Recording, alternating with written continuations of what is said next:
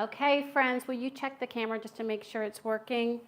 So, friends, I'm going to let everyone know that there's a new link. So, hi, welcome to my stream. I'm Philly. We had a bit of a glitch this new year. So exciting.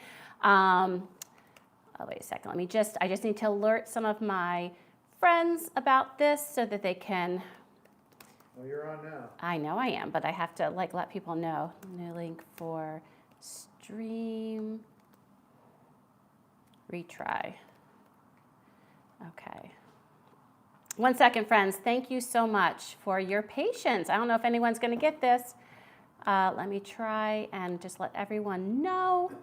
So, it's a new year and isn't just, and I put your thing over there if you want to chat at all, anytime, so you can just turn it on or off. Isn't it funny, friends, that, we think we've got things going on and then technology is always a surprise. It just keeps us guessing. So this is a first. Let me get to my channel so I can send the word out. Let's see here. Go to my community.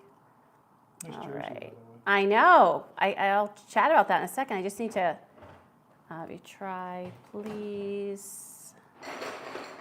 There we go. Okay, trying to get some of the message out. Hopefully this will work. All right.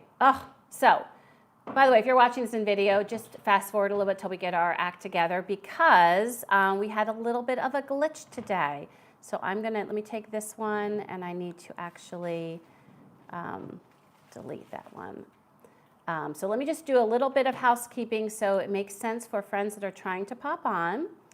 And yeah, let's do that. So I'm going to go to live.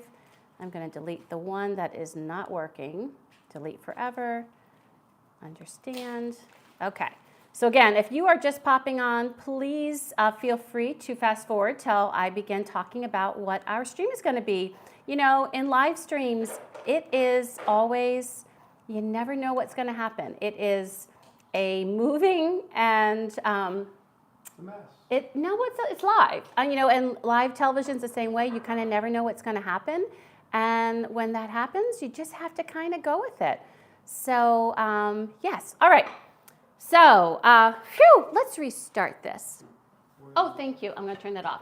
So let's restart this. So hi, my name's Philly. Welcome to my kitchen. And today I'm really excited because I'm going to be sharing one of my grandma's beloved recipes, and that is for her pork and sauerkraut. And we were actually talking about this. My folks were up from Florida and we were chatting about it over the holidays, and I was telling them that I was thinking about doing this dish, and they were telling me that it is absolutely delicious and I should. And so I made the definite decision that I was going to go for it. And this was going to be one of my first, I know it wasn't my actual first live stream, but it was going to be one of my first live streams here in January. So Happy New Year. Hi, Archie. Oh my goodness, it was a little sketchy. I was telling anyone who was listening at the beginning that we had a bit of a glitch. So I know I get glitches. I think glitches come find me. I think they like us here in Philly. What do you think? Do you think? I think they like us here in Philly. So what happened was we started the stream and it was not registering the sound and I couldn't get it to. So we just had to restart and put a new link. So thank you for... We're going to call you Glitchy Philly. Call me Glitchy Philly. Hey, sometimes I feel like Glitchy Philly. But Archie, Happy New Year, and I'm so glad you popped on. I'm wonderful. Thank you. I'm glad it's all working well. We are wearing our Eagles wear. This was a Christmas present from Hubs, and it has our beloved player, Jason Kelsey, who has been around for a long time, and he is well respected, and he is also a good guy.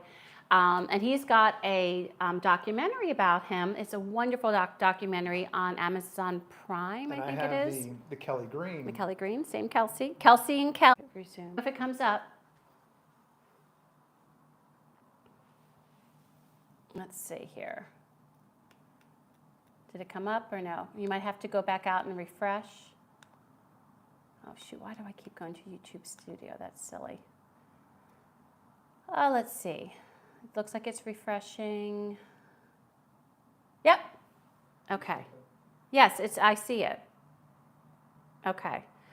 Oh my goodness. So unfortunately, things are glitching a bit, and it looks fuzzy. So friends, those of you who are joining me live, my apologies. I'm not sure the reason for the glitching. It is just definitely glitching. So I'm trying to think.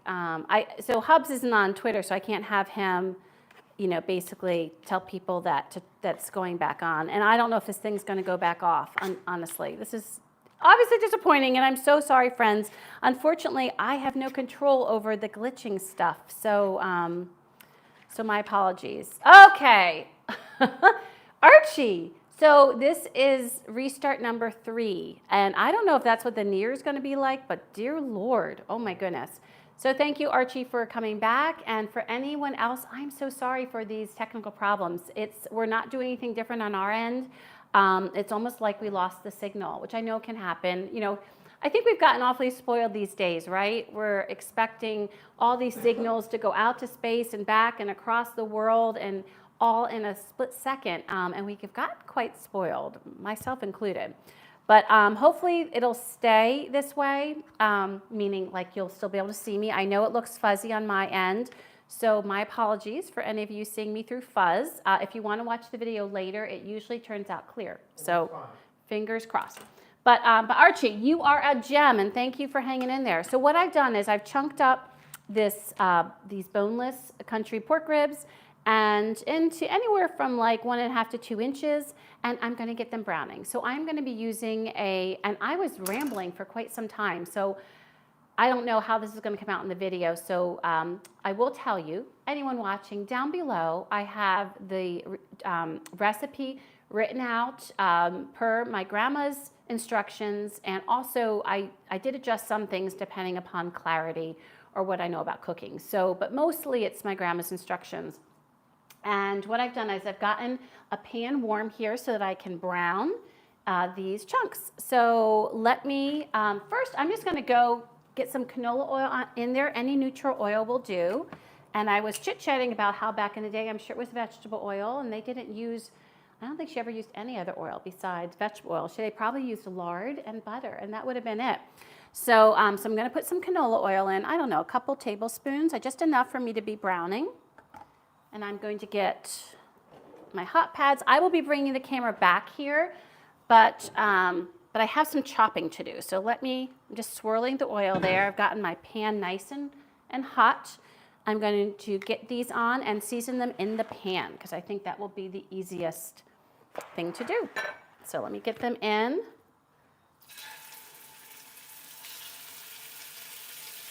Now this kind of cooking is not super fussy.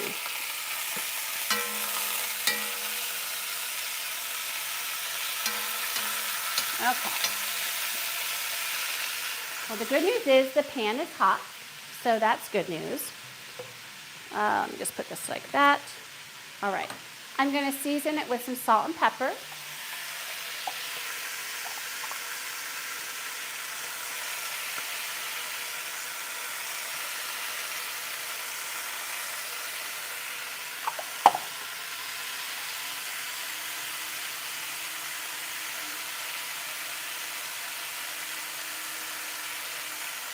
Now, I will tell you that I've watched a lot of cooking shows, and I am certain that many of the top chefs would recommend that I have not crowded the pan, and that I had put, maybe at the most half of that in at a time to brown each side carefully, developing the flavor and color and yada, yada, yada. I'm positive my grandma wasn't doing any of that back then. So can you put your microphone on so that people can hear? Sure. I'll do it. I can do it. Okay. But let me just finish that thought. So anyways, I want to first of all, I want to get this going because we are going to be having this for dinner and get this cooking. But also, she was not a fussy cook. She was a very simple cook. So I'm going to do this her way. Go ahead, Hubs. I think they missed some of the beginning parts. Archie asked. Oh, hey, Marcy. Archie asked what cut of pork is that? Yes, thank you, Archie. I appreciate it. So I was doing a lot of talking, and it was all cut off, unfortunately. So the part, and I was showing this earlier, was boneless country pork ribs. And that's what she used. You could use pork loin, you could use pork shoulder. Pork shoulder might take a little bit longer for it to get tender, but boneless country pork ribs, the package I got that was on sale was $12 for 3 pounds, very economical. She calls for 1.5 to 2 pounds, so we're just making extra. Because I wasn't going to just freeze some of it, I was going to cook it all. And then Marcy said snowstorm in Boston. Oh, I know. I'm so jealous, Marcy. Oh my gosh, send pictures if you can. If there's a way for you to share a picture, I'm not sure through YouTube if you can, but if you can, I would love, love, love to see it. So I hear it settle down. So I'm going to actually turn the cubes and start cutting my onions. So and then I'll bring you over to see all of this. So I'm going to turn these over to get this browned on the other sides. Archie said, I'd say that's what we call loin rib chops. Ah, loin rib chops. I love when there's different names for different things.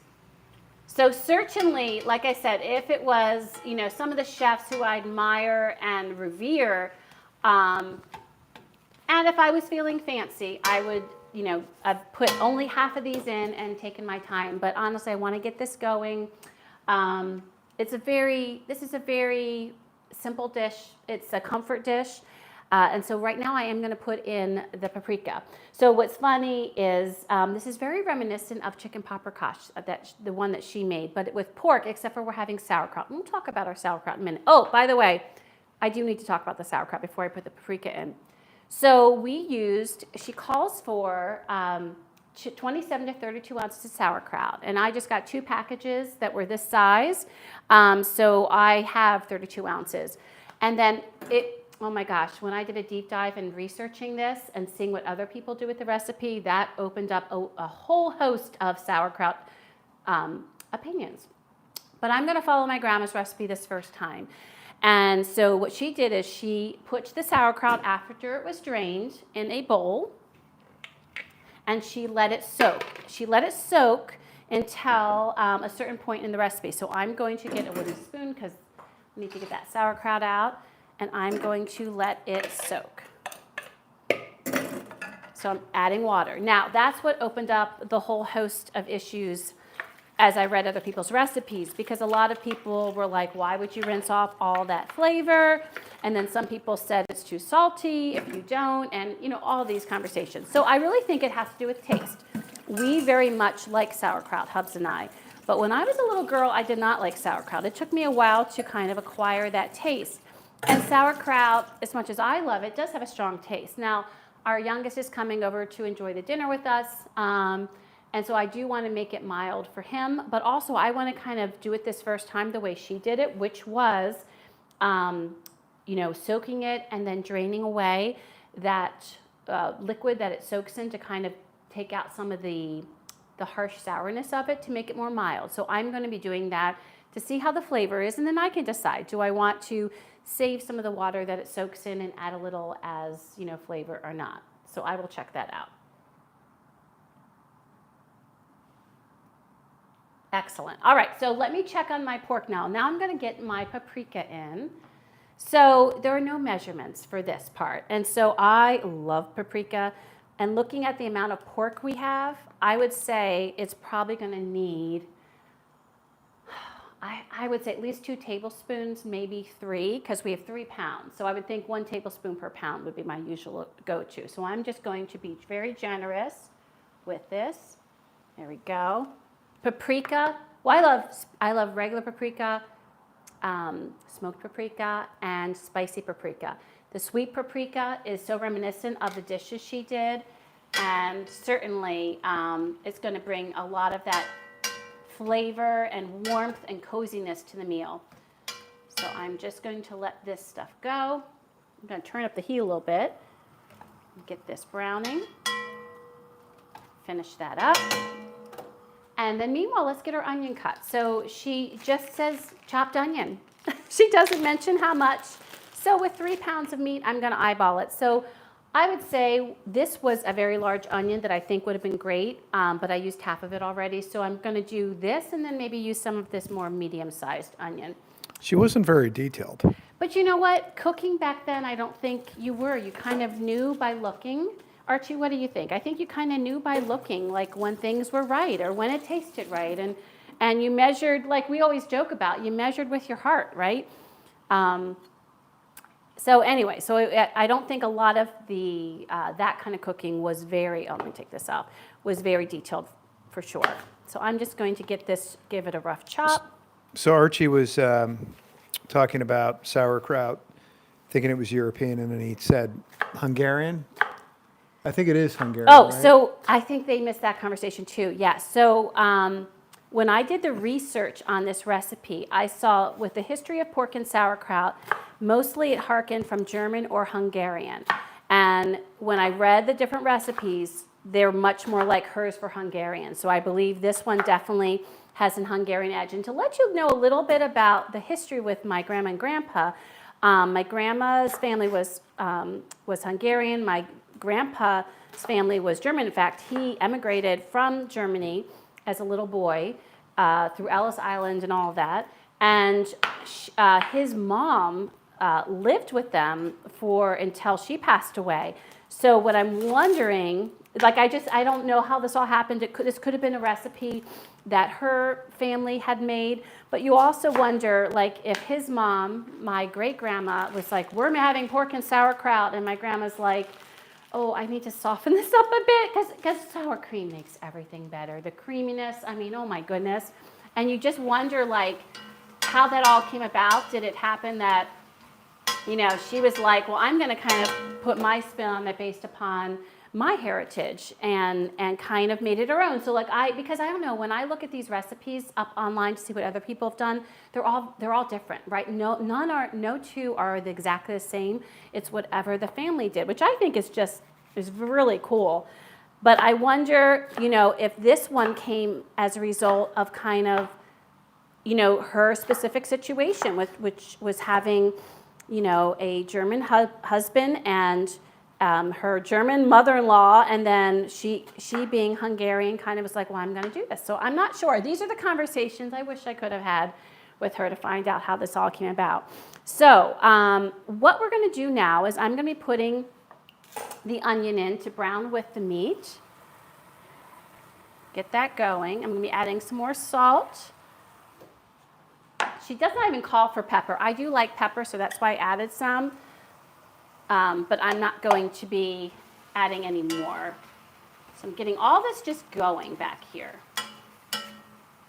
And this is why it's going to cook a while, because all this is going to need Edith, on. to cook. Who's on? Edith. Hi, Edith. How are you? Welcome to the stream. So I'm going to bring the camera back to show you what we've done so far.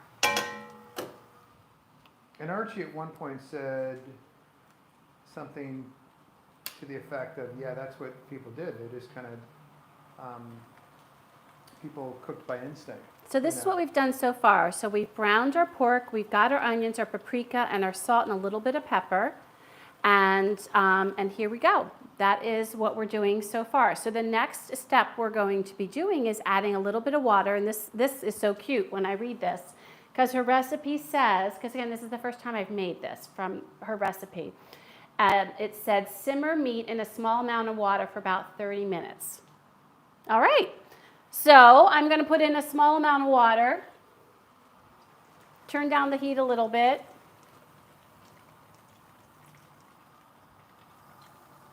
I'm going to do that for, I don't know how much water I put in, maybe a half cup, maybe 3/4 cup. And I'm going to simmer this.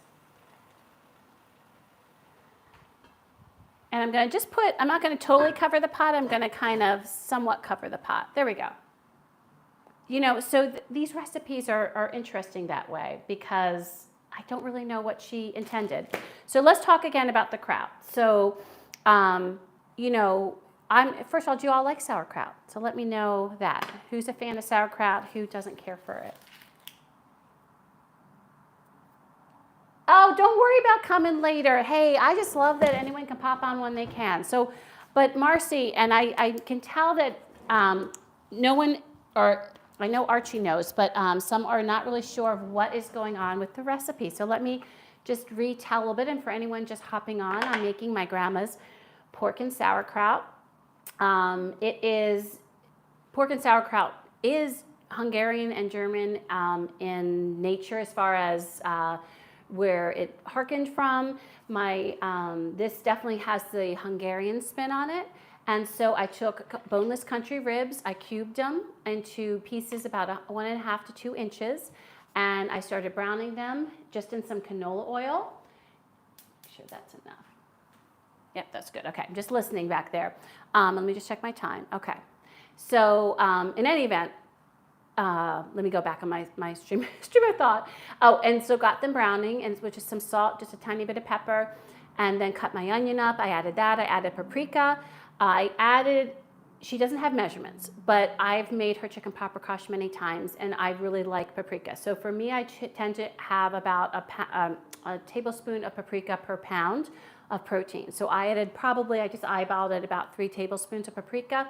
It's a sweet paprika. If you explore others' recipes, some add a little hot, some add some of the smoked. I'm just sticking very much Hungarian with the roots of this. And it's also what I do with my paprikash. I like the sweet for paprikash. You all know I love spicy, and I love more deeper flavors, but this I just like. It's just homey and comforting.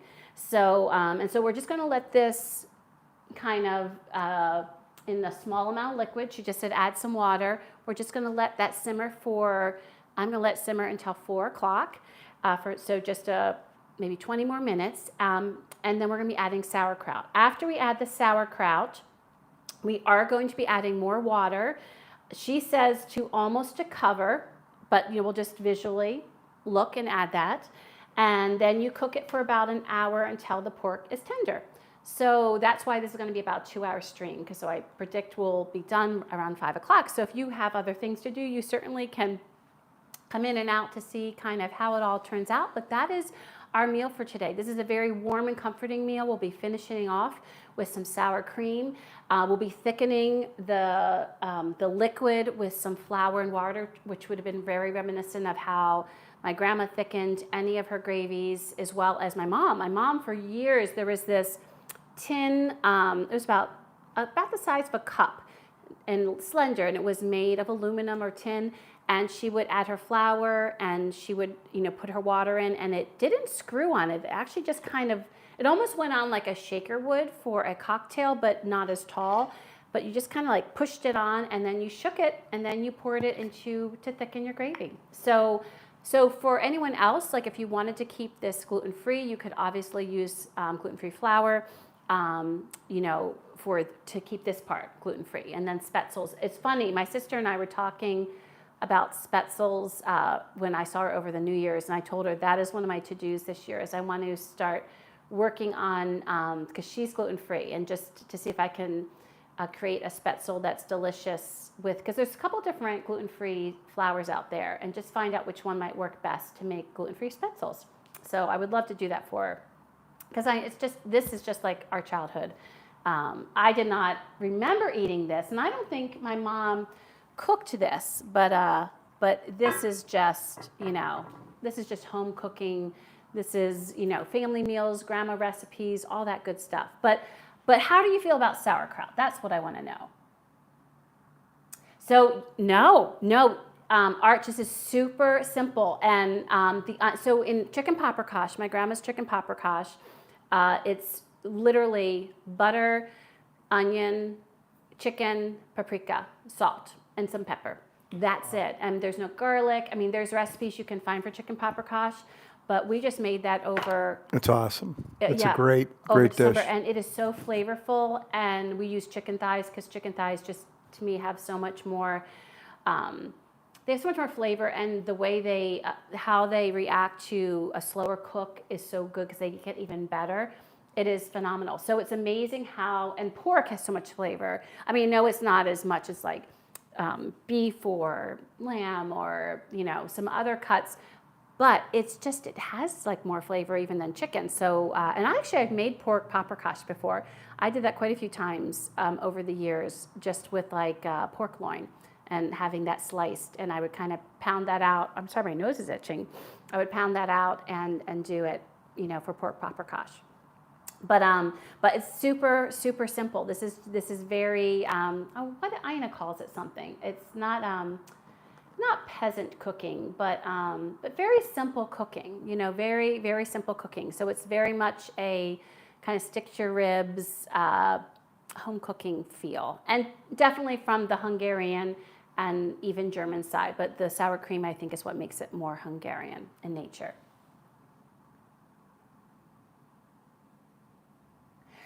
Oh, that's right, because remind me, Archie, because Archie was saying that he's aware of how superb and intense the paprika is. Oh, cinnamon's what you don't care for. Do you like paprika, Arch? I'm curious about that.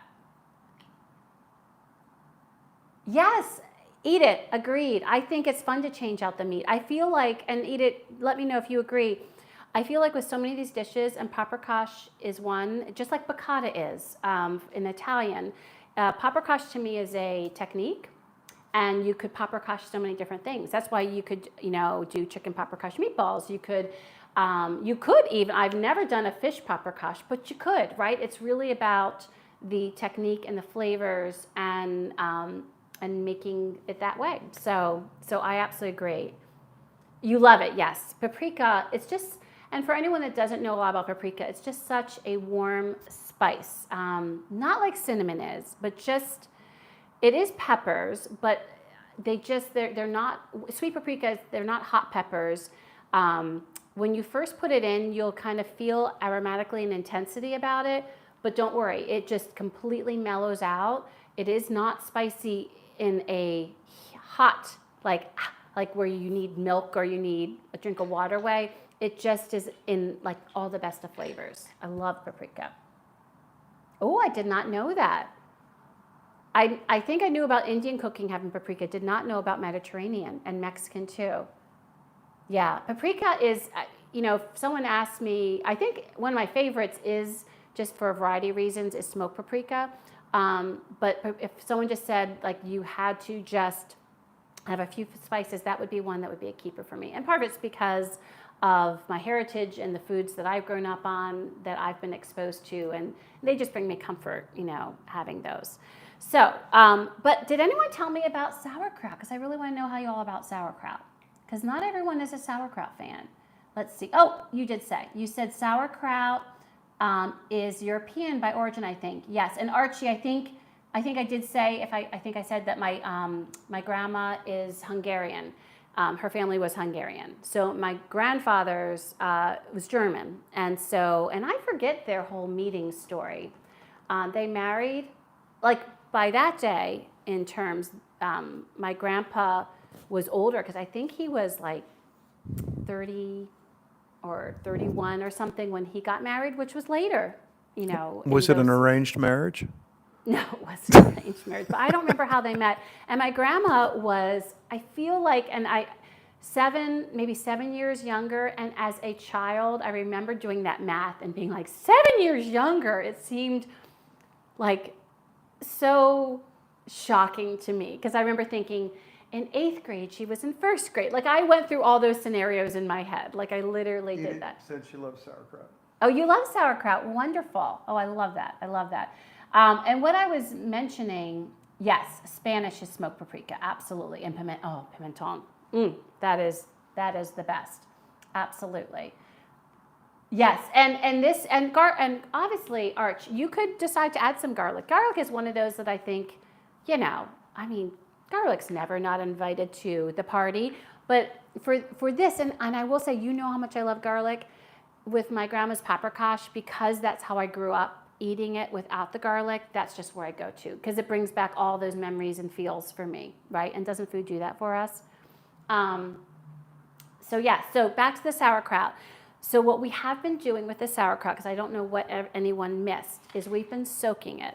Now, this is something that you could decide what you want to do or not do. I'm going to fix this according to the directions we do have. I'm fixing it according to those. And with this, she drained it and then soaked it in water. And then what we're going to do now, because we're going to be adding it, I might add a little sooner, because it was kind of hanging out there a little ways.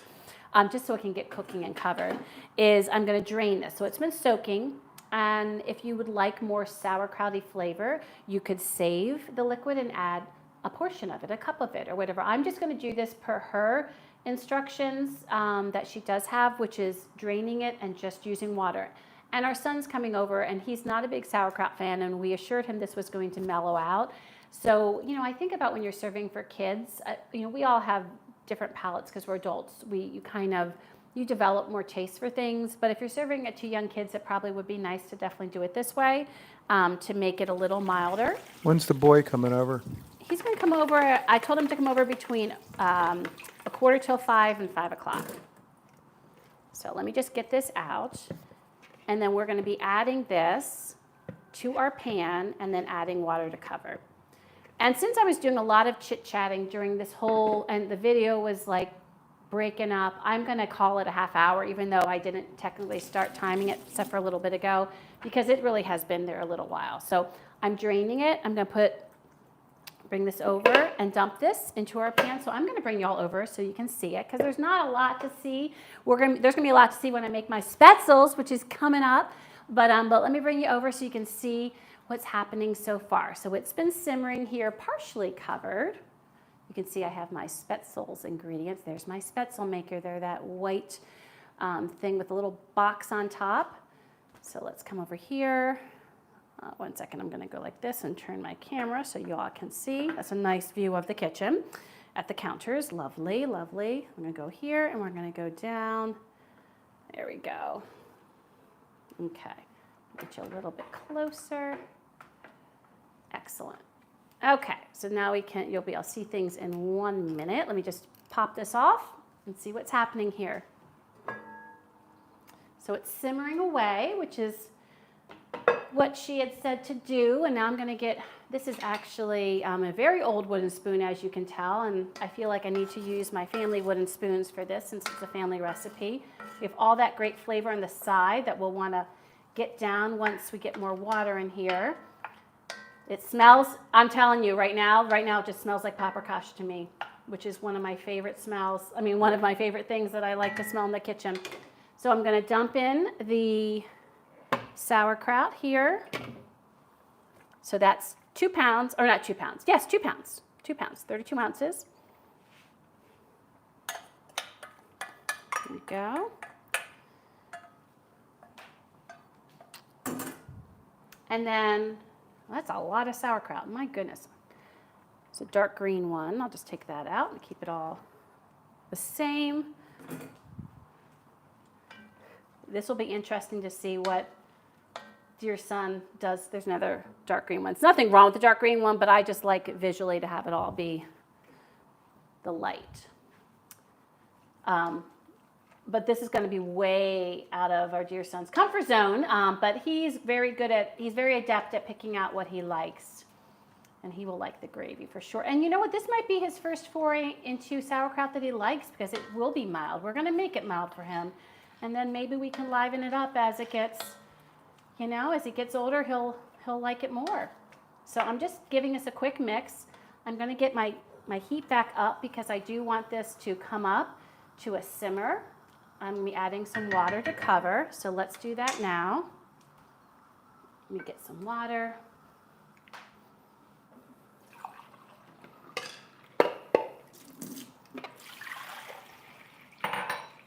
I'm not sure how much we'll need, so let me just see here. Just grab a bunch.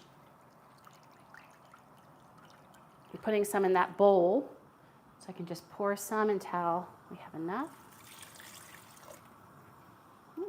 That might be, I think that's, because she says almost to cover. She doesn't say to cover, just almost to cover. And I think that might be about, get that big piece nestled in to all the yumminess. I think that's good. I think that's almost to cover. I'm going to make that judgment. I think that's good. We're going to get that up, though, to a simmer, and then we're going to cover it, and we're going to cook it for an hour. So let's get that up to a simmer. It's getting there. All right, let me put my canola oil away. We won't need that anymore. Actually, that's a good question. What do you all what neutral oil do you gravitate towards when you're looking for an oil that doesn't have any flavor? So this is already up to a simmer, so I'm going to reduce the heat, cover it, and we are going to let that go. All right, let me get you all back. Yeah, it smells really good. It does smell good. I'm telling you, paprika, oh my gosh, it just smells like hominess would be the best way. There's our little setup. Let's get this back up and going. There we go. Get you back over here. Excellent. Okay. Sorry for all the rumble tumble there, friends. Alrighty. So a lot of this just does work, just inactive work. So that's one of the things that's nice. And the other thing I wanted to mention is I thought you could definitely do this in the slow cooker. I would recommend getting some stuff browned and then dumping it. Although I know this Christmas my daughter-in-law had asked for one of those slow cookers that let you do the browning right there, and then it becomes the slow cooker, which is I think is cool. So many different things that we can do now. So let's see. Let me catch up on the chat. Marcy said paprika has a subtle earthiness with a sweet peppery taste. That is a beautiful way to put it. I agree, Marcy. Because there is like an earthiness, and I think that's one of the parts that brings me joy is that earthiness. It just feels warm in the best of ways. But I do also love the peppery tones. And Archie said, I had it first in the Alsace, a region that covers France and Germany. Had it with Frankfurter, pork hock, and potatoes. Wow, bet you that was delicious. I love putting paprika on potatoes, by the way. That's one of my favorite things. And yes, and Archie said there's quite a few varieties which make it unique. I agree. That's one of the things I love. And Archie also said, I hope he's bringing a bottle. I don't think he is. Although if he was bringing a bottle, one of his favorites would be great with this meal, which is, what is the kind that he likes? It's a German wine. Riesling. Riesling. And there's one called Clean Slate, which is very affordable and quite tasty. It's a nice dry Riesling, which I very much like. And some people might prefer a sweet Riesling. We like one that's on the drier edge. No Rieslings are really dry, but this one definitely is a little on the drier side. It's beautiful. It's very refreshing. It's a great, great wine. But I'm doing dry January this month, so I will not be able to have that. Speaking of which, before we start our Spaetzles, let me share with you, I took a picture of it last night. One of the things I tried, because I love being able to try things and let you know what I thought of them. So this was something that I got at our local store. It's called Toast Rosé. You can see that it is not wine. It is sparkling white tea, ginger, and elderberry. And that's one of the reasons I got it, is because I love elderberry, meaning the elderberry liqueur. So I think I'll sip on a little glass of that right now, because I actually think that would go lovely with this dish. And so I had this last night, and it is not wine. It's nice. It's quite fizzy. You could actually hear that when I opened it. But, put it in a pretty glass. Look at all the nice fizz. I think the fizz is what makes it nice. It does kind of make me think of just a soda. But it's tasty. It's like a soda. I'm just going to be frank with you. But it's tasty. I don't know that I would get it again because it gives me more of a soda vibe. There's nothing wrong with it. It tastes good. But I'm not a soda person. Like the only soda I ever have is Diet Coke with pizza or hamburger at McDonald's. Well, McDonald's doesn't have pizza, but you know what I'm saying? So I'm not a big soda person anyway. That's the big soda person. But to me, this is like a light, crisp soda. But I love that they're trying to provide options out there, which is cool. You're really selling it. Well, I'm being honest. It tastes good. It's just like having a light soda. That's all. In fact, I don't know how many calories it is, because that's the other thing is that, one of the reasons I don't drink soda is because all the calories it is. And it doesn't say. Would you look that up? Oh, wait. No, it's right here. It has 40 calories, and there's 3 servings. So that's also not too bad. So it's not a high-calorie soda, which is good also, because, I don't know, I'm just not a big sugary soda person. Let's see. Avocado. Okay, so we're going into Archie was saying Amy's grandma. Oh, hey, Barbara, welcome. Out of power. Oh, no, I'm so sorry. From the rain. Oh, wait, but was it from yesterday? Have you been out of power since yesterday, Barbara? I am so sorry about that. And Amy said hello. Oh, hi, Amy. Happy New Year, Amy. And speaking of Amy, Archie was saying that Amy's grandma lived opposite a Serbian family, and they did a barrel of cabbage every year. So interesting. That is interesting. So Archie uses rapeseed oil. I have never used rapeseed oil, so I've never done that. And Marcy said, I hear avocado oil is good. I usually use vegetable oil, and I usually use, I've done some avocado, and I've done grapeseed oil. Did you mean grapeseed oil, or did you mean rapeseed oil, Arch? Maybe that was just a typo. Because I have done grapeseed oil, and I use canola usually, though. And it's just easy to get, which is good.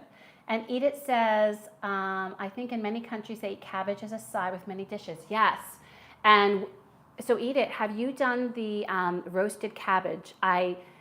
Honestly, I just don't think about it enough, but when I see it, I'm like, I need to do that, where they roast it in the oven, and then it makes it really kind of caramelized and sweet. Like that is something I want to try, and I have not done that yet. So I'm curious if you've tried that. And yeah, I agree, Marcy. That sucks for Barbara with the power outage. And Marcy, we're praying for power to stay on the whole time. How many inches do you have so far, Marcy? I would love to know that. And Amy, have you guys gotten any snow yet? You and Archie out there? And Barb said, from snow since 8 a.m. Oh my goodness. Wow. Oh, I'm glad you stole Dad's phone. You should do that more often. And Edith said she hasn't done roasted cabbage myself. Well, I've heard it's very good, and I think just very simple seasonings to boot. So let's get ready for Spaetzles. So I'm going to tell you about my grandma's Spaetzles. To tell you about the first time I showed them on a live stream, which was about the worst Spaetzles I'd ever made. Not that I ever made them very, well from her recipe. By the way, Hubs, this you don't have to do, but I'm just letting you know there are some dishes piling up that are welcome to be washed if you so please, because I know it's going to be a heavy dish day. So that's totally up to you, but I just wanted to let you know that I wouldn't be opposed to you doing any of these dishes if you so chose. So You make it sound so wonderful. I know, but you're such a good dish person. I'm so appreciative of it. We've had that whole agreement that I cook and you clean up, and it works so well. It was well done. You sold that well. So Spaetzles. Now, if any of you want to look at something funny, go look at the chicken paprikash video our live stream that I did almost 2 years ago. It'll be 2 years, in March, I think. And I made chicken paprikash and my grandma's Spaetzles, and they were my most monstrosity Spaetzles to date. So one of the problems I had when I made my grandma's Spaetzles was making them as small as she did. And she was so adept. I mean, she had made so many Spaetzles in her life. That was so common. And it's kind of like people that can make pasta really quickly and make it all by hand and everything. So she was very adept at that. But I did not make them all the time, and so I struggled. And it's such a simple recipe, her Spaetzel. And by the way, there's all different kinds of Spaetzel recipes. But hers was very simple with egg, water, salt, and flour. Just super simple. Super simple. However, what she used to do with her Spaetzels is she would if I recall, she either put the dough on a plate or on a cutting board, and she would take a small knife and she would flick a half teaspoon into a boiling pot of water, flick, flick, flick, and then she'd have to dip the knife sometimes, and she did it very quickly. Well, I tried countless times, at least 5, probably 7 times I've tried making homemade Spaetzles her way. And it's challenging. It's challenging. You're over a hot pot, so you're getting hot and you're getting sweaty. And they're sticking and they're not flicking, and some flick out of the pot. I mean, it was everything, and it was quite comical. I think you could make a really funny movie just about me making Spaetzles. But as much as I loved eating Spaetzles, because who doesn't love, like dumplings that are fried up in butter and absolutely delicious, I just so disliked making them. So I just wouldn't. And then I had heard someone talk about a Spaetzle maker, which until like the past, I don't know, a couple years, I never knew there was such a thing of a Spaetzle maker. And so I thought, ooh, and so I kind of did a little investigating, and I purchased one. It was almost a year, it was over a year. It was, no, it wasn't over a year ago. It was, I think last February I bought it. You didn't use it. And I didn't use it, but that's so typical of me. But also, to my defense, once the temperatures warm up, I'm really not going to be making Spaetzles like in the summer and spring. It's more of a fall-winter for me. So when I had my folks over and I made chicken paprikash, I used my Spaetzle maker for the first time. This is a Spaetzle maker. By the way, Archie yelled at me to do this. Thank you, Archie. Thanks for keeping him on his toes. This is a Spaetzle maker. It's quite simple, actually. I said to my sister, it kind of reminded me of the sauerkraut table. She has a sauerkraut table, which is, has this bucket that would go across a blade that was under here. Now this goes across these little holes, and you put the dough in here, and you put this on top of your pot of boiling water, and you move it across, and these droplets just come out. Perfect little Spaetzles drop into boiling salted water and create the most divine little Spaetzles you just would ever know. And this was so stinking easy. I tell you, you can make Spaetzles. This I think cost like $15, might have been 20. I think it was 15 though, on Amazon. I don't think I put the link below. I'll put the link below. And it worked miraculously. And now so I did it last month, and here's a month, I'm going to do Spaetzles again. It just opened up a new world. At my age, this is sad it took me this long. So then when I was reading, before I made them last month, my aunt, who is my grandma's daughter, my dad's sister, she... What else? Okay. Shush. He's mean. She had written out my grandma's Spaetzle recipe. And when she was describing it, she was talking about how when I use my Spaetzle maker, and look, I underlined it. I underlined when I use my Spaetzle maker. I was like, Aunt Janet, yes!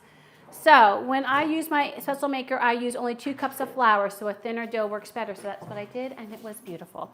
So if it's good enough for my grandma's daughter, it is good enough for her granddaughter. So yes, so I was very, very excited about that.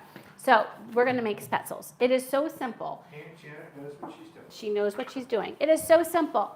And you already have the ingredients. You need a bowl. You need some eggs. You need some flour, some salt, and some water. That is it. Now, if you don't have a Spaetzle maker, I totally understand, because I wouldn't want to flick them in either. I did see that, I think, another way to make Spaetzles, my Aunt Janet talks about taking a teaspoonful with your spoon of batter and putting it into the pot, and then rinsing the spoon and getting another half teaspoon. Can you imagine how long that would take? Okay, so a Spaetzle maker is the way to go. So to make the Spaetzles today, we're going to make one of the recipes. Down below, this is the recipe I have down in the description. So the first thing we're going to do is we're going to get our eggs ready. To get our eggs ready, we are going to first we're going to need 2 eggs. Let me put this out of the way. We're going to crack 1 egg into a measure that has a cup. And we are going to fill it to the top to make it, let me make sure I do this right. Yes, fill it to the top in water to make it be 1 cup of water. So that's how you'll know how much water.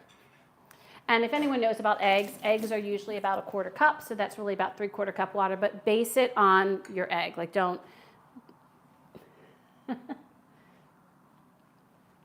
Okay. All right, so I'm going to just put in this up to 1 cup. Okay. And then in the bowl, I'm going to put the other egg. Whoop, got a little shell in there. My goodness. I have not had a shell pop out in a long time. Gosh. And I'm using that method that I was taught, which is use the egg shell to get the egg Shell out. Oh, and that was tedious. Okay. That's why you don't want to drop eggshells in. Yes, Archie, it was my stomach rumbling. I'm hungry. He's hungry. Well, it's still early, babe. So I'm just going to lightly beat this egg. I'm going to add this and add the other egg, lightly beat it, okay? All right, so there we have. Super easy, super simple. And then, ooh, I got some, whoopsie. I got some egg water in my flour. I just want to make sure I get that out. There we go. Okay, so then to here, we're going to be adding 2 1/3 cups flour. Now, since I'm using a Spaetzle maker, I'm only going to be adding 2 cups flour. So let's do that. So easy, right? Hubs is going for the Pringles. Well, I just have to share like what's happening all around me, right? Mm-hmm. So 2 cups flour. There's 1 cup.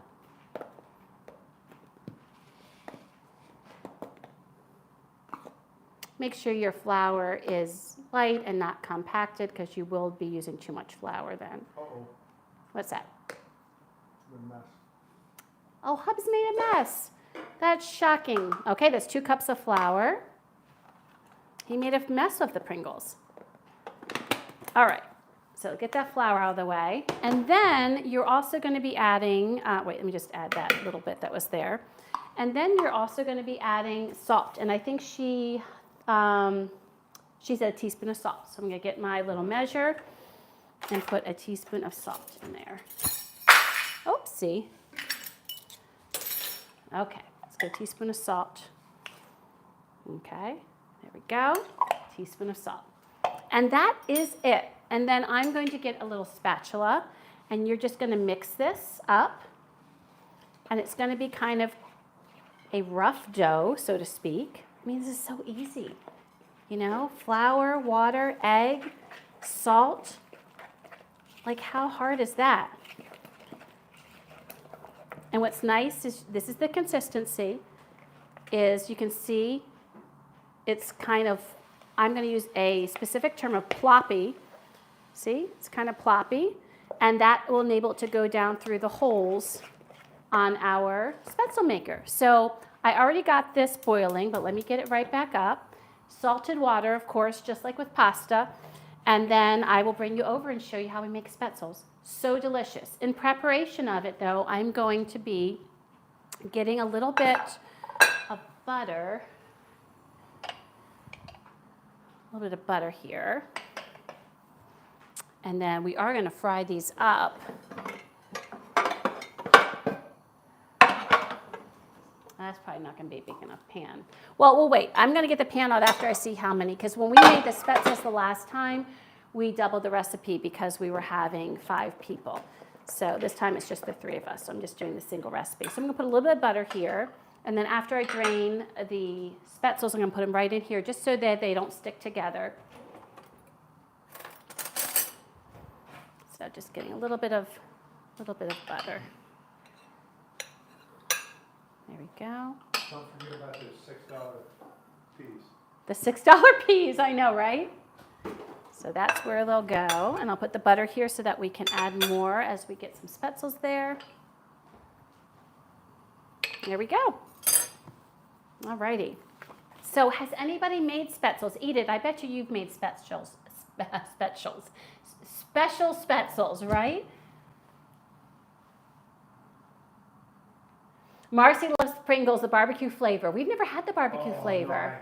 No, I have. He has. He agrees with you, Marcy. Yeah. And Archie says they're too addictive. I agree. They're very addictive. So I grew up having Pringles, Arch. I grew up in New Jersey. I was a Jersey girl originally. And we would go for day trips to the shore. So we would just drive to the shore. So cute. My mom would pack wet washcloths in bags. And so we'd go to the beach for the day. We'd buy day passes. Actually, I think she'd bought season passes so that we could just go. Beach tags. Because you do it. Oh, sorry. You do need a beach tag to get on the beach. And then when we'd come home, we'd kind of use the washcloths to kind of get some of the extra sand off. and then we would, I know, they have very clean cars. Um, so we didn't make the car too sandy, and then we would head on home. And so one of the things my mom would do, and this, I don't know if this was so much when we went for the day trips as when we went to our Hatteras trips, because we also went to Hatteras for longer, Cape Hatteras. Cape Hatteras in North Carolina for week-long trips, is at some point when Pringles got discovered, she would bring them because they were great to bring to the beach, because they had a lid, they're contained. They were awesome. And so for me, that always meant beach. So I would buy them when we would take our kids to the beach. Yeah. And then we just started buying them all the time. The kids love them. Yeah, the kids love them. So we do get Cape Cod chips because those are my favorite. But what actually I get, we get the reduced fat, which is no surprise, right? Because I'm always worried about, like, you know, making everyone healthy. But the reduced fat tastes just like the original. And if I can save a little bit, I'll save a little bit. But in any event, I actually sometimes bring them to work. I put a few in a baggie just to bring, because I bring salads usually for work. Oh, shoot. Had a little bit of a water issue here.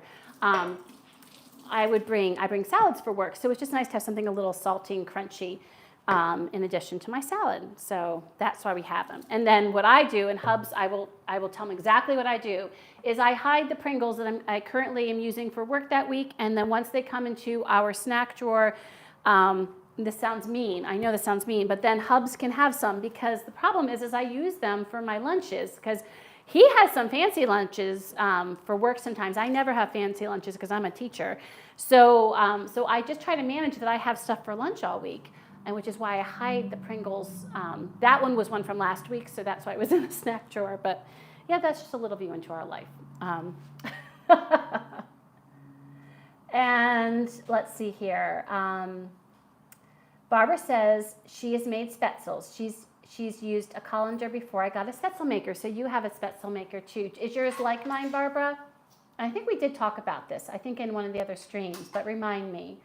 And then Edith said, I did with the same ingredients, but yes, I do struggle with dropping them in the water. Yes. Oh, Edith, that is the problem. This is the easy part, but getting them in the water, tiny, I mean, I recommend you all opening up the stream last year of chicken paprika and Spaetzles. Just fast forward until you can see the size of the Spaetzles I'm making. And I think one of them, friends, was like that big. It was like a dumpling. I mean, because I was just, look, after a while, I'm like, just get in there. This is golden.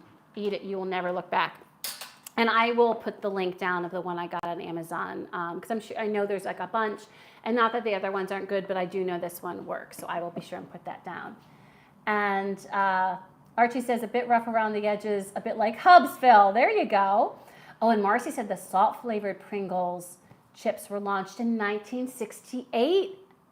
That's so cool. That is really cool. Thanks for that tidbit. It was a good and then Archie... Invention. Yeah, that was a good invention. I mean, it is funny that in our country we would actually invent something that looks like a potato chip but isn't actually it's like a processed potato chip. It's so American of us, right? Chemical. Mm-hmm. So American of us. How much till game time, by the way, Bub? Like 10 minutes. Oh, I wanted to share one more thing before we're waiting for our... because this already had come to boil, so it should be up in just a couple minutes. But dry January, I'm going to show you something else. So this we have not had yet. Now, you know that when I have wing night, Hubs and I really like a beer. Hubs likes lots of different beers. I actually just really enjoy a light beer or a Pilsner? Or a lager. Like, I'm pretty simple. I don't go far. I'm a simpleton. So I've heard a lot about this. This is called Heineken Zero. Now, I enjoy beer so much that when I was pregnant and didn't drink and use any alcohol during my pregnancies, it was when O'Doul's first came out, which was like a non-alcoholic beer. And it was like, I actually enjoyed that sometimes. I would get it out, we'd go, because they would have it at the bars. Like, so if we went with our friends to go get a burger somewhere, I would order an O'Doul's. So I'm really anxious to try this. And when we do our wing night, in a couple weeks, I think. I'll let you know how this is. We're not going to have this tonight, but I will let you know. So Heineken Zero. Ironically, during your pregnancies, I drank more. Actually, do you remember what beverage I drank a lot of, much to your delight, during my pregnancies? I do not. You'd go get me one, a strawberry one. milkshakes. Yeah, so I craved, I do Yeah, not. That's right. I never drank so many That was milkshakes as awesome. when I was pregnant. I don't know the last time I've had a milkshake, but when I was pregnant, that is what I craved. And there was a Steak and Shake just down the road from where we lived at the time, and he would go out and get me a I love strawberry milkshakes. That's like my favorite flavor of milkshake.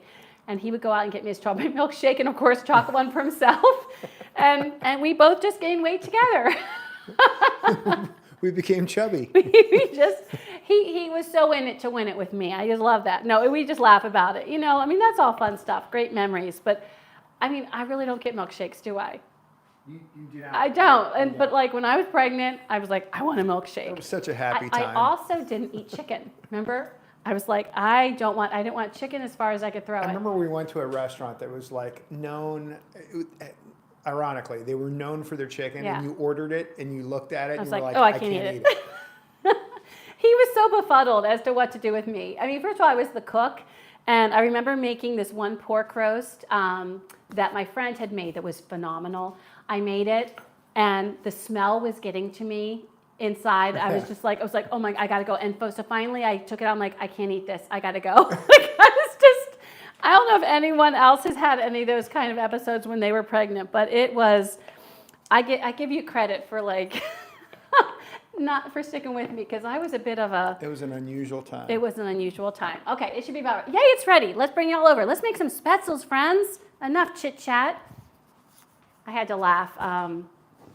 My grandma's recipe that I did recently, her pecan rolls, has been doing so beautifully, which I'm thrilled with, not because of me, but because it brings to me some attention to something she was so good at, which is baking.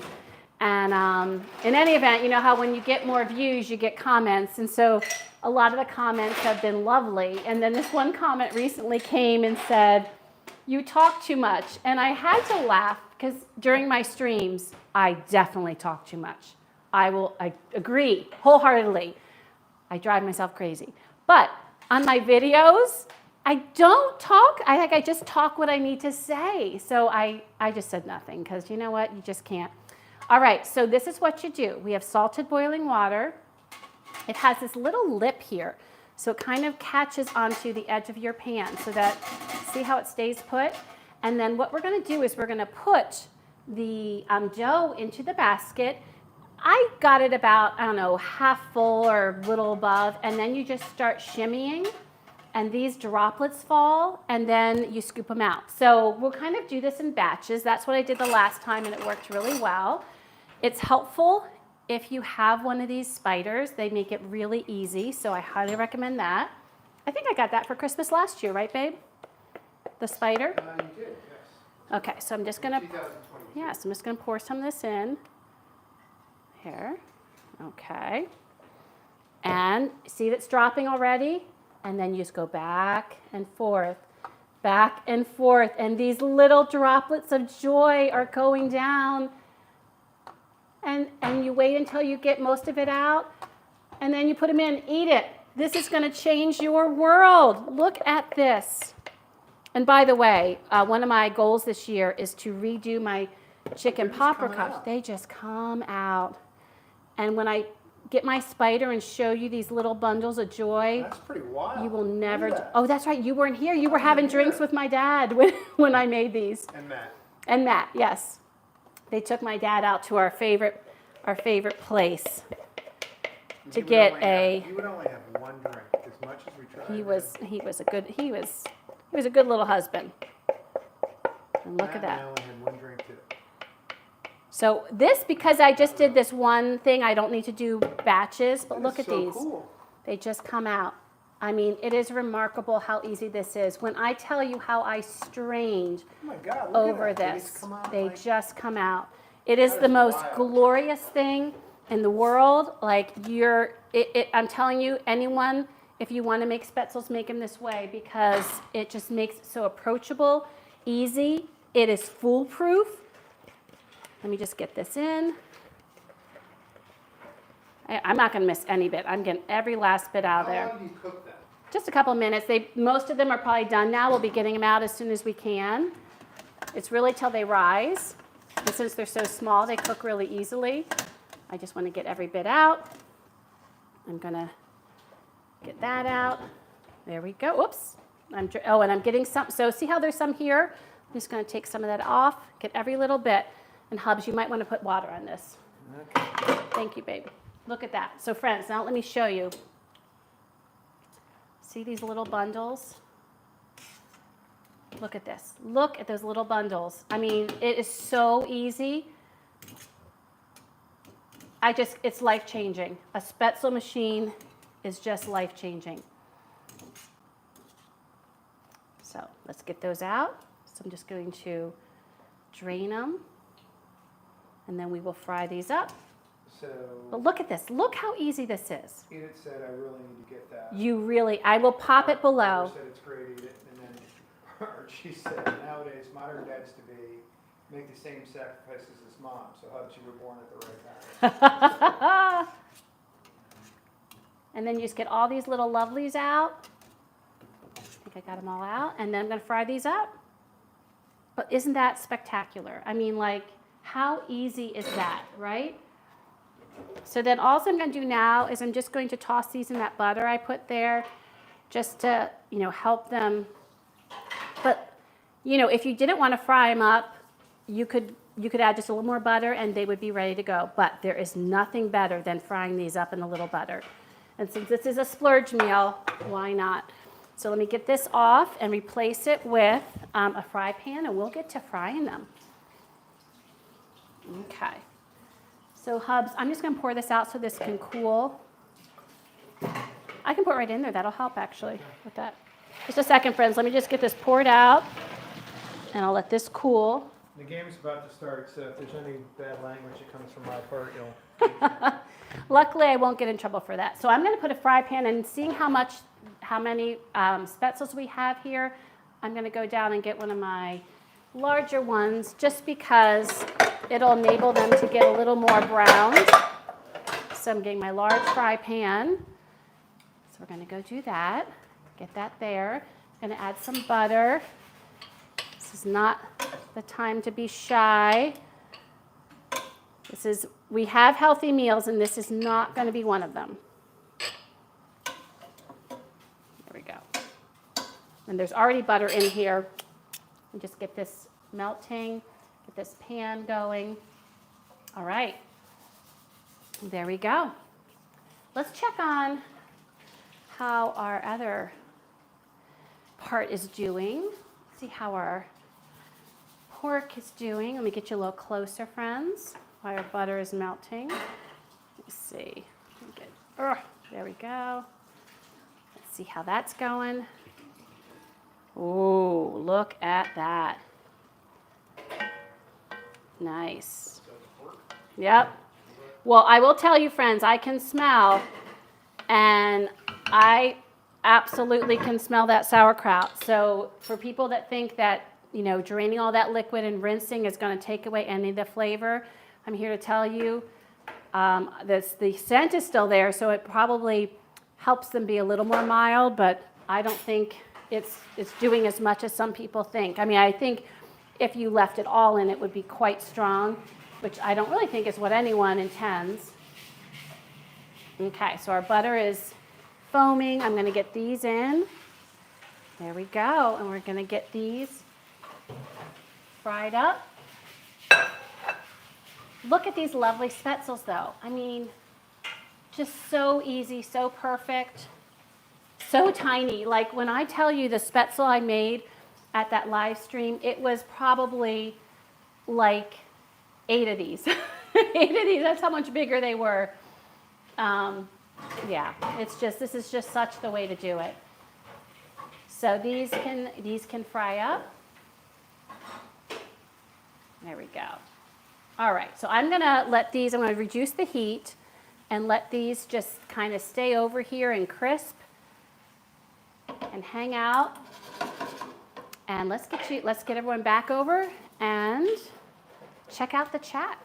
Let's see. We can watch Hubs do his amazing work, which is so appreciated by me, and that is washing the dishes. Such an important job in the kitchen, right, babe? It is very important. Where would I be without that? I would have dishes all over the place. It would not be a pretty sight. I'm not patronizing you. You know I appreciate that very much, very much.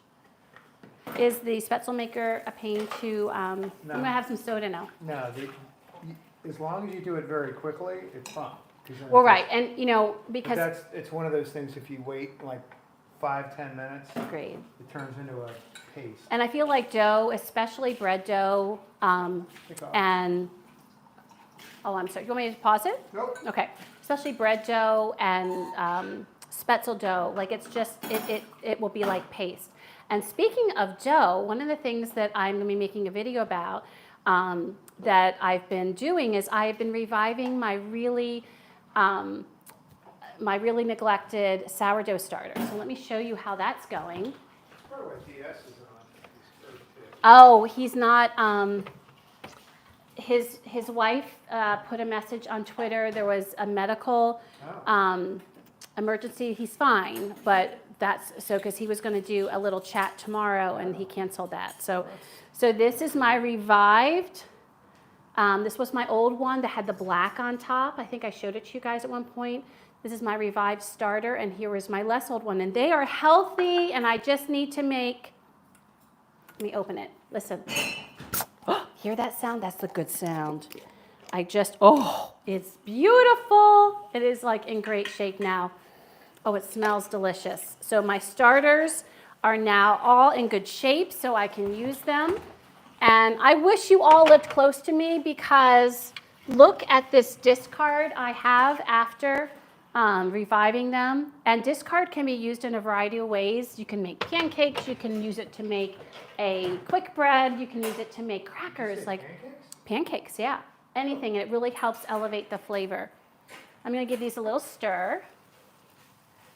Oh, these are just, this is what will make our son really happy. That's okay. I think I need to taste one just to make sure that they're edible. What do you think? Oh, that's hot. Good idea. That's hot.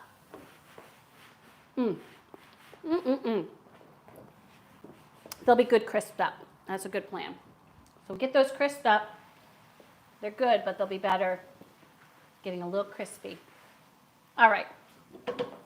So let me move this over here. I can wipe that off. Let me check on the chat, see what y'all are talking about.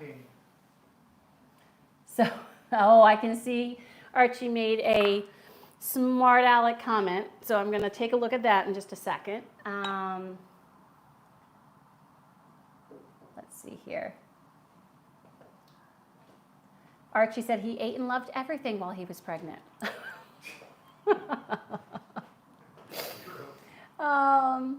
Archie says you do not talk too much at all. We need personality in live streams. Well, I love that you said that, but I also, I'm in full disclosure, there's some streams, because I always watch my stream later. It might be later that evening, it might be the next day, it might be sometime that week, just because I want to make sure and learn from myself and see what would I do differently, and just try to be reflective. And there's a couple that I'm like, I get sick of myself. I'm just going to be honest. So. Do you ever? Well, no. And when we did that 4-hour stream, that was heartbreaking to watch because it was just like so much talking. Actually, my mom watched my cookie live stream last month, and that was almost 4 hours because of the cooking. I think it was 3 hours, but in any event, she's like, oh, weren't you exhausted? From all that talking, I'm like, I know, you think I would have been. Barb says she has the wooden gnocchi maker for the ridges, but this would be perfect. Yes, I've been eyeing that because I saw someone making it the other day, and it just looked so perfect. I've tried using the fork, Barb, and actually I have a video that shows it when I taught Matt how to make the ricotta gnocchi. and the fork just isn't ideal. So I have a little situation here. It's like pickup sticks. We're trying to, don't spill the beans. Can I give you a hint? This can go like this, because then, 1 second, I'm just helping. Yep. All right.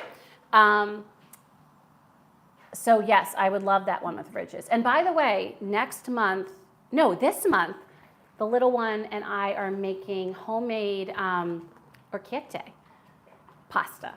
Cannot wait for that. I think it's like the last Sunday. I think it's the last Sunday of January. You mean that? Yep, Matt, absolutely.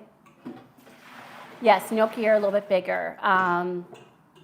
You could. I have seen gnocchi small, absolutely. And there's a lot of restaurants around here that don't actually even try to get the ridges. They just make them the more like pillows. And honestly, I feel like for me, gnocchi, I can have ridges, I cannot have ridges. As long as they're good gnocchi, I'm a happy girl.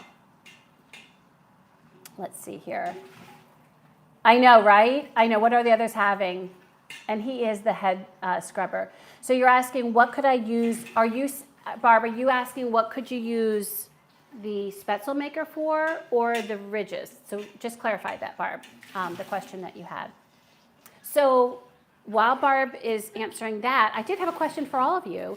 I was wondering, and for those of you that are watching this as a video later, what are your, is there a family recipe you have not made yet and you might not want to make it? So, and if so, just talk about that. And is there a family recipe that is your favorite to make? He needs me to watching our eagles. So let me know that also. All right, so let me just check on our Spaetzles. And then I'm going to start getting the rest of the meal ready, because we are actually having a meal. So, and I am making an executive decision. I think these could use a little more butter, so I'm going to be adding a little more butter here.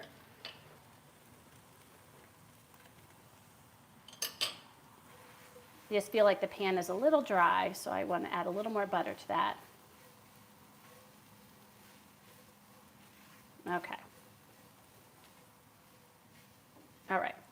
So I'm going to get our plates out. We don't need this bowl anymore. This can go in our dishwasher. And then I'll check out the chat and see what you guys feel about your family recipes. And we have that. Put the paprika away. Okay, we'll get our plates out. There we go. Of course, we'll taste something on camera, because we want to let you know live how everything is tasting. Oh, I'm going to get the sour cream out also, because we'll be using that at the end. And I have just a little bit left here, and then I'm going to put some of the other in there. Now, to Archie's question, I think you were asking about herbs. You certainly could add some fresh parsley if you wanted to. A restaurant certainly would add some fresh parsley. Because, like, when I have chicken paprikash, my grandma was very simple. Like, she never did anything like that. I probably won't, because if it was for a restaurant, maybe. How are they? Do they need more salt? That was the only thing I was... A little bit. A little bit? Okay. But theirs were really good. Good. I thought it might need a little salt. Just not a lot. Yeah, I'm not going to do a lot. Okay. I just felt like I needed a hint more. Yeah.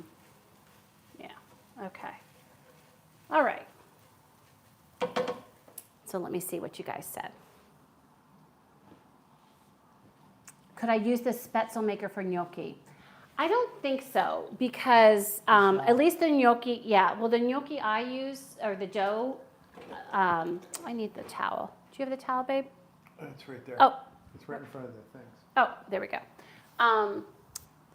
I feel like generally ricotta gnocchi are a more tender dough than the potato gnocchi, at least the ricotta gnocchi I make, and I don't think they would push through.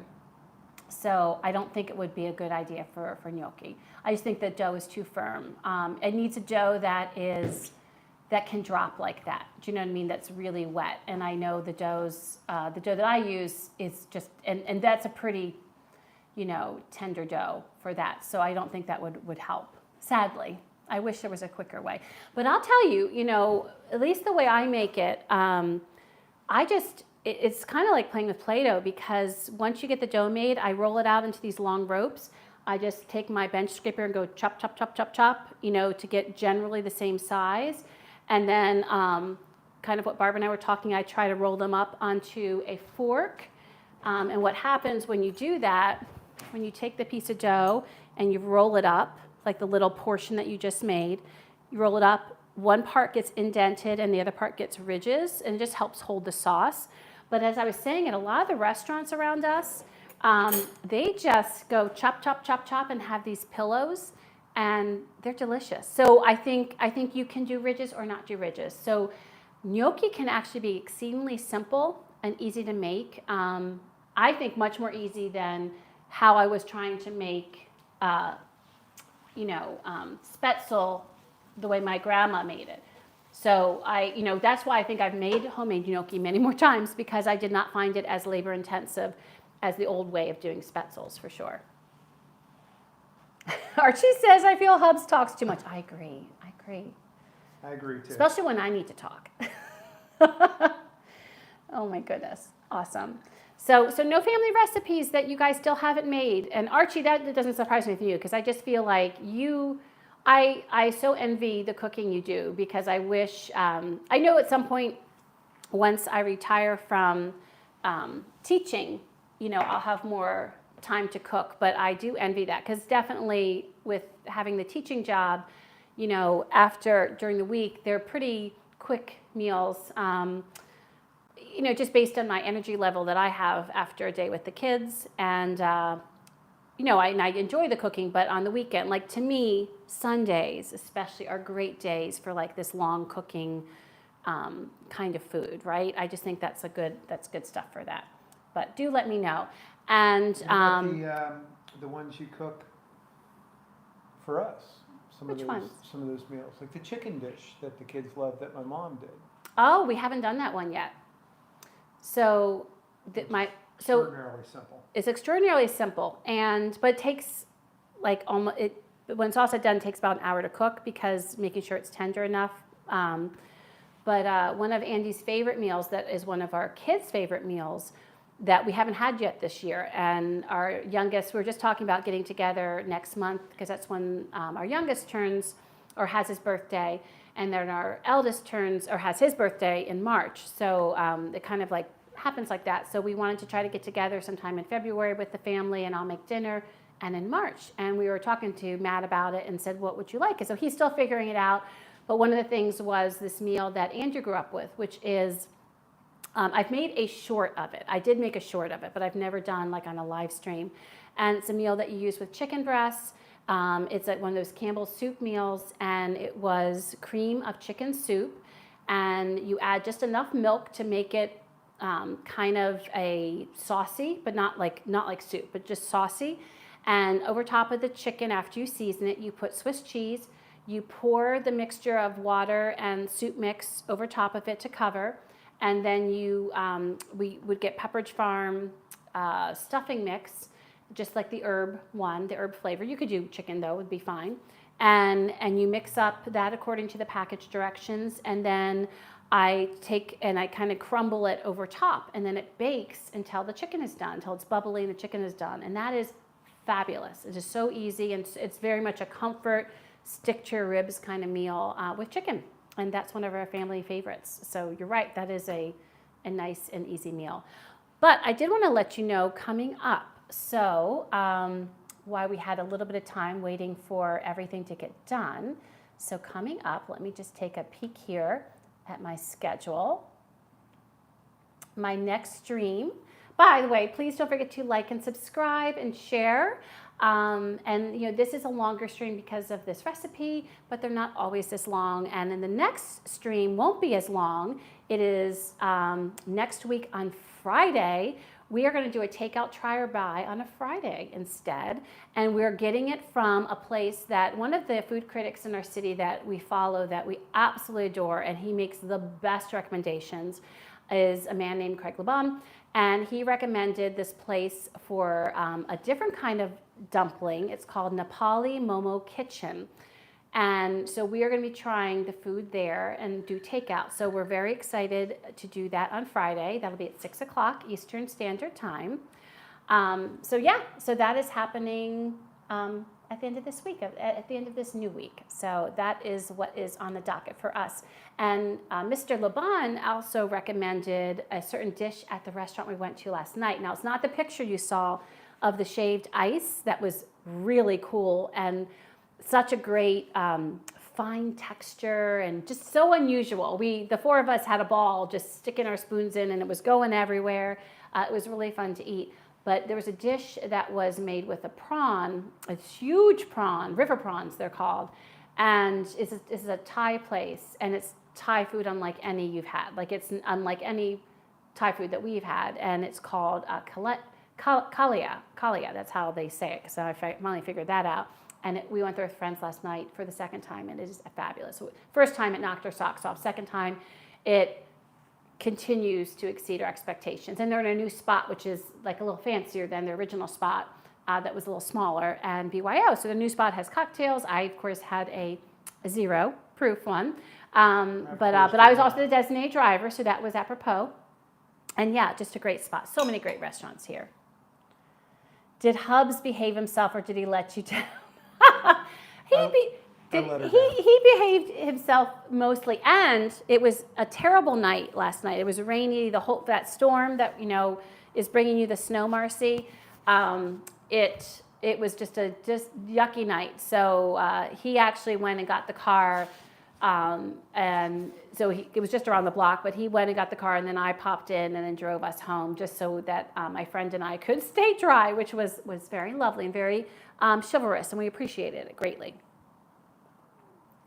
And Marcy, if you're still on, did you say how much snow you had? Because I was anxious. I want to live vicariously through you. Okay, let me just check on these.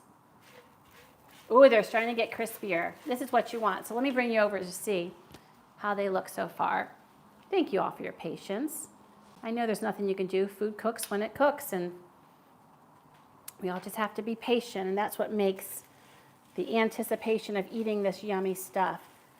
So you can kind of hear it sizzling, and these were very tender, and now they're getting a little crisp on the side. I don't want them to get burnt. I mean, you can bring a little bit of light color, but I don't really want anything aggressive.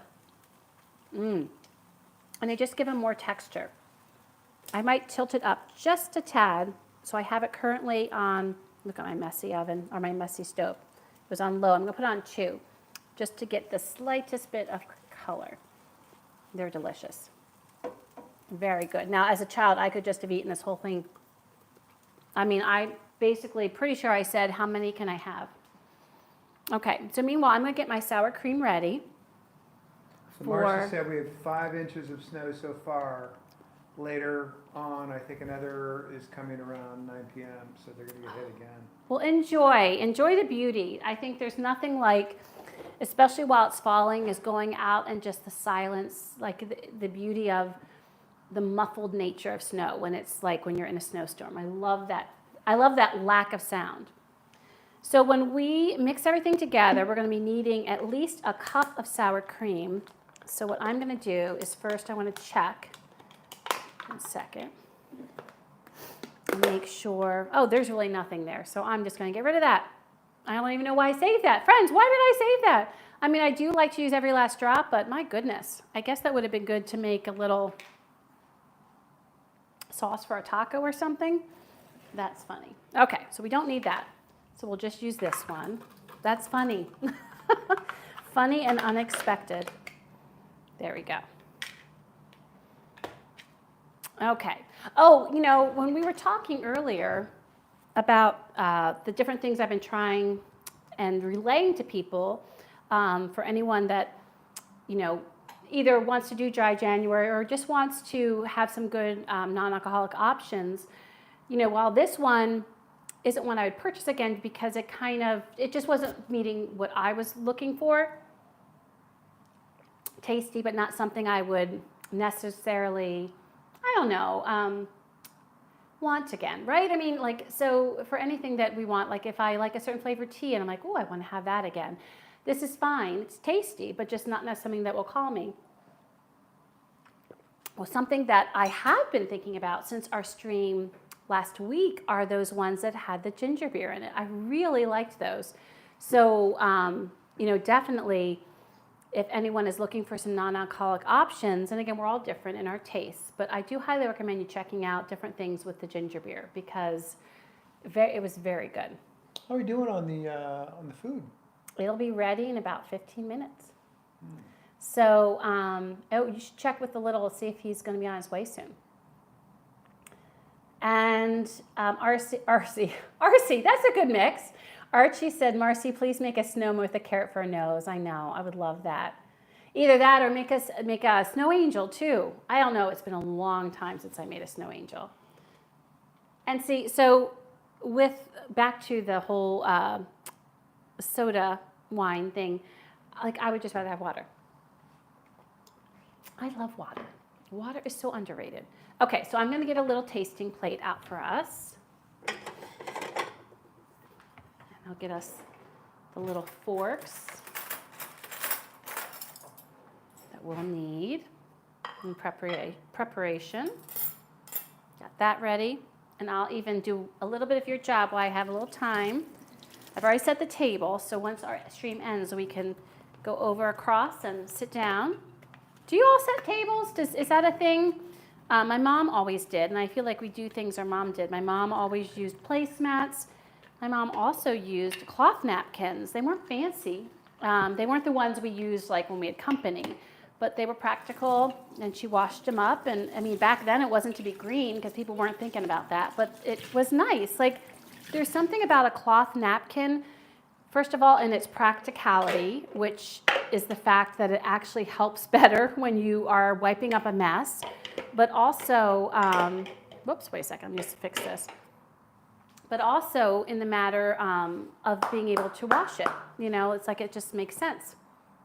So I grew up with placemats and cloth napkins. Yeah, again, not fancy ones. So I do that just because, and now I do it just because it does help us use less paper using the cloth napkins, and we wash them right up. And I try to get ones that like have fabrics that most of the ones I use are fabrics that have color, so they hide stains.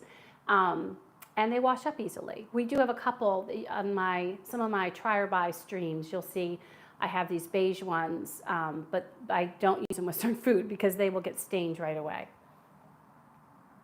Alrighty, so let's see here. I think I'll also get the peas ready. Ooh, they're getting some color. This is exactly what I want.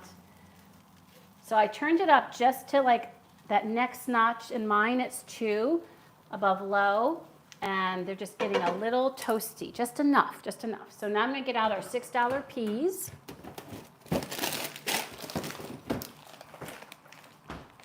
Archie, what are you guys gonna be talking about today? Archie is having a chat at 5 o'clock, yes, Arch? On Twitter with Reverend Chris and, I forget his name. Was it Gnome? Or is it Price? You'll have to let me know, but yes. So for 10 ounces of peas, $6, but they're organic, right? It's like $6.50. $6.50. Oh my goodness. $6.79, something like that. Crazy. So I'm gonna get a little container. I giggled when the guy told me how much they were. I'm sure you did. I would have too. So open these up. Actually, can I cook these in? I bet you I can cook these in. No, I can't even cook them in here. Which is why I got my thing out. But I thought so many times in the frozen peas you can actually cook them in their pouch, but this one you can't. So you put them in there, put a little splash of water. And these are gonna cook, I think, for, like I said, 6 minutes. Let me see here. So yes, Phil uses frozen vegetables. There's a good place for them in everything, right? Actually, peas are great to throw in a lot of things. Soups, salads, pastas. Why am I not seeing how long this goes? Oh, according to the chart. Ugh, I hate when they do the chart. And then they do all these different times, and you're like, I don't know which mine is, so go figure. But I'm going to stick with like 5 minutes. 5 minutes should be fine. So we'll get that there. Did you hear from the son? Hmm? No. No. That's kind of a checks out though, right? Yeah, Yeah. it's typical. Okay. He Alrighty. might be driving, so. He could be driving, and then we would not fault him at all for not. So we have our sour cream ready. All this is ready. The cake- Yes, Marcy, $6.50. Well, I think it was $6 and then, no, it couldn't have been tax. I think it was $6.50, right? So what happened was, I AJ forgot, Brown just got hurt. who got hurt? AJ Brown. Ooh, that's not good. He's holding his knee. So we're watching the Eagles game, and one of our top receivers just got hurt, which isn't good. They've had a rough second half of their season. It has not been fun, a little stressful in Philly.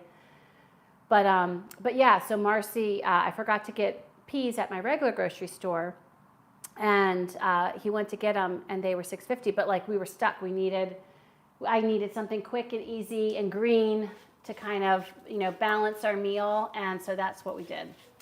But you're right, it is absolutely ridiculous, and they get you that way, right? And then Archie says, I get so much earache on Twitter because I love peas. I love peas. So our littlest does not like peas. He won't be happy that there's peas. He doesn't have to eat the peas if he doesn't want to. He, like growing up, Matt, the things he liked green beans, and that was about it until he liked broccoli. And then peas, he would eat what we made him eat. He's Yes. on his way. He's on his way. Good. I mean, he's parked. He's parked. And he's Good. walking. Okay, cool. So little bit will be here any minute. Yes. Oh yeah, absolutely, Marcy. That's what I would usually buy at the store. It'd be $2 to $3. It's the $6. I would never spend that except for we were between a rock and a hard place, so to speak. Yeah, absolutely. And I just think frozen peas are so versatile. Like they're just so easy to use. I love frozen peas. Oh, and he's here. Oh. Hello. Hey, get your hair cut. Does it smell good? Yeah. Good. I was on the street and it smelled something good, so I just kind of made my way in this general direction, kind of like a bloodhound. So. Well, good to see you. Yeah, good to see you. Absolutely. So we are about there. Let me just check and see if our meat is tender, because that is important, because you want it to be nice and tender. Let's see. And get 2 forks. Let me see. That's warm, so I'm going to use my, Still solid. oh my.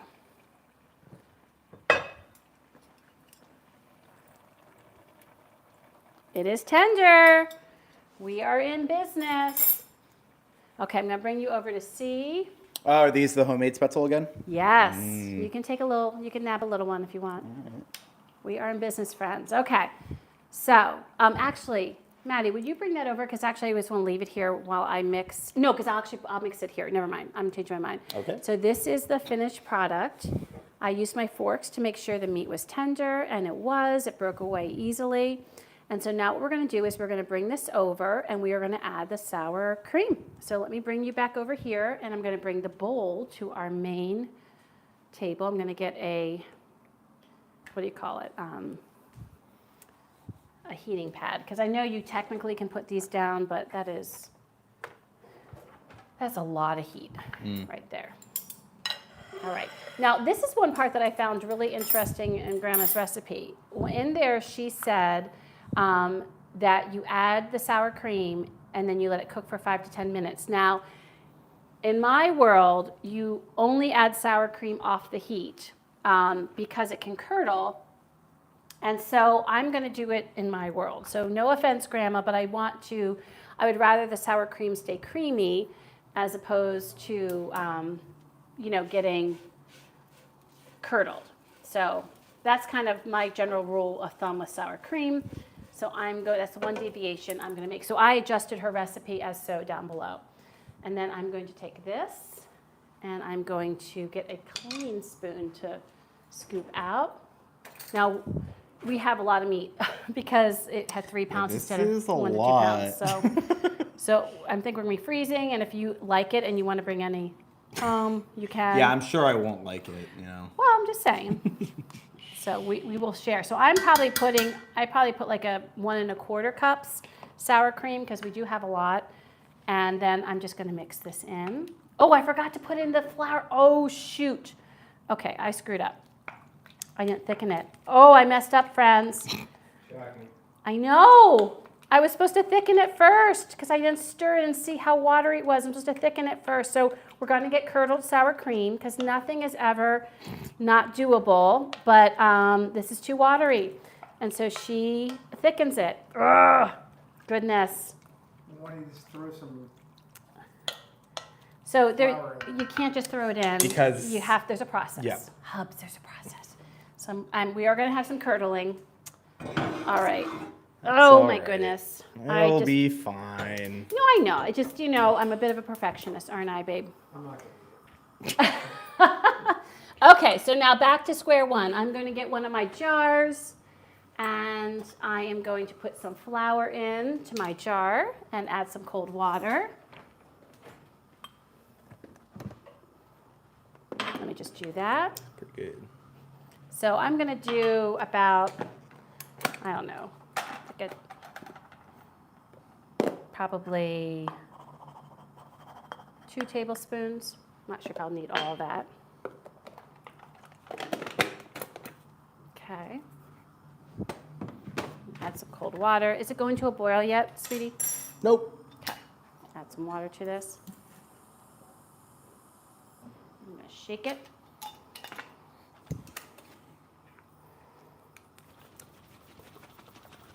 Shake it up. Shake it like a Polaroid picture, Arch.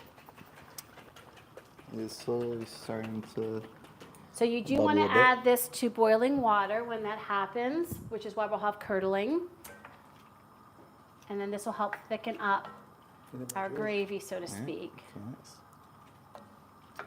And then we just added also some cold stuff in there, of course, so that is not what you want to do. So the reason is because raw flour can sometimes be dangerous, right? That's the Well, whole- actually, that's not why you're cooking it. You're cooking it because, as Archie would also, well, actually, I think everyone here knows too, is that when you add the flour and water mixture and you heat it, it helps expand and create the sauce. So, like, that's how you make Gotcha. a white sauce. Yeah. Well, now with the white sauce, you make a roux first, and then you add your, well, okay, it is. Oh my God, does that smell good? Okay, so watch out, babe.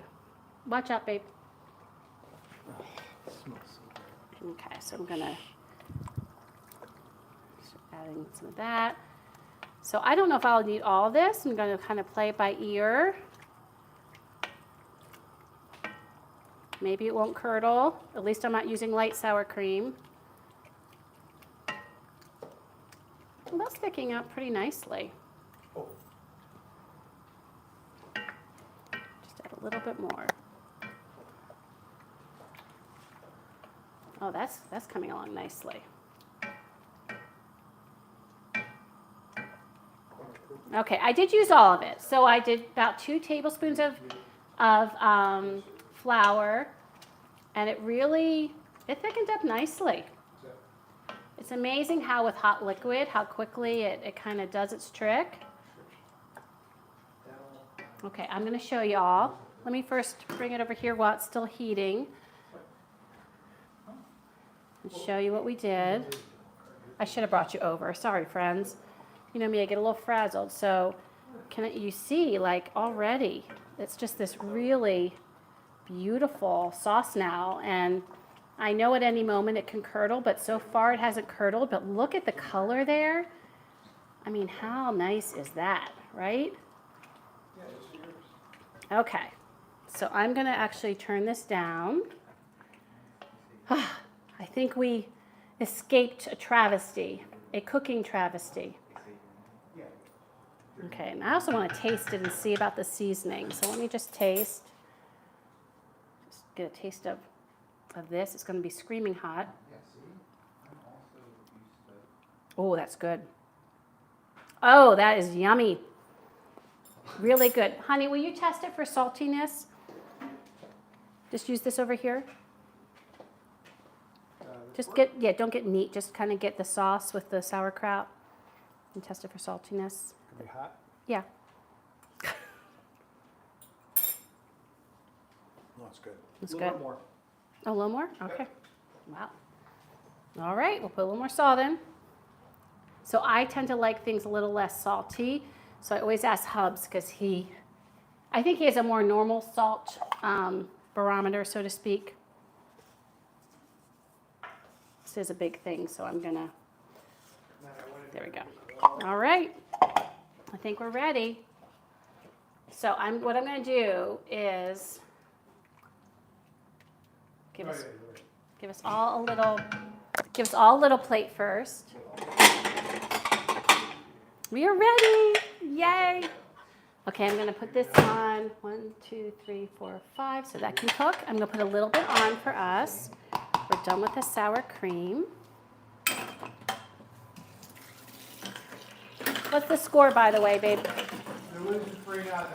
Oh, Because A.J. Brown, when he got hurt, he fumbled. oh no. So they got a field goal? Yes. Okay. All right, so I'm gonna dish up little bits for everyone, and then we will taste it together. So your forks are there. Oh, I got one extra. That was silly. I thought it was a crack for a sec. No, it kind of got discolored. I think it got discolored from, Just one like place. from silverware. Yeah. Okay. There's something that apparently you can use on dishes that'll get those gray marks up. I think there might be. Well, I'm saying, yeah, that's Oh, but do I know? No, I'm just, never mind. Okay. I was just saying, I'm pretty sure there is this thing. I've like seen videos of it. Because the marks Maddie? have nothing to do with like the color of the plate getting like taken up. It's actually the plate wearing down on the metal of the utensil. So that's just like a metal scratch Ah, so that it can be lifted up. okay. Daddy, you ready? The more you know. You ready? Oh, there's already Taste? All set. All right. Got you a big hunk. Thank you. All righty, so let me just show. Watch out, guys. Just gonna shove this all in my Let gob. me just show what we have here. So we have our Spaetzles, we have our beautiful sauce, our pork there. Can I squeeze in here? Well, it's very tender. Yes, that's what you want. You want it to be tender. Okay. Oh, hot. Oh, very good though. Very hot. Mmm. Very reminiscent of chicken paprikash. Very good. paprikash-y, wouldn't you agree? Yep. So I know you're not a sauerkraut guy. How are you doing with the sauerkraut that's in there? Be honest, because I- some people might not be. Don't know if I've really gotten any. Okay. So. But. And the gravy, it's not really bothering you. Nope. right? Okay. Very good. Mmm. So tender. The Spaetzles are Look at amazing. that. I mean, no knife needed. Yep. And you missed the Spaetzle making. Dad finally saw it. Will you tell him about how that was with the Spaetzles? Oh, so good. It's shockingly easy. Mm. I'm telling you, this is just like total comfort food. Man, I think I could do it. Yeah. You could do it, absolutely. Friends, this is delicious. And Grandma, thinking about you and Grandpa, all of the family. And just, this is delicious. It's really making us warm this cold January night. And friends, our next one will be, again, the Try and Buy on Friday. And until we eat again, cheers, family. Thank you, Marcy. Thank you, Barb and Archie, for coming on stream. Did I miss anybody? Barbara? Yep, Barbara. And eat it. Eat it. Eat it. Oh, I knew I was missing someone. Eat it. Thank you so much. Thank you for your support and for coming on stream. And until we eat again, have a great Sunday, everybody. Go Eagles. Go Bye. Birds. Go Birds.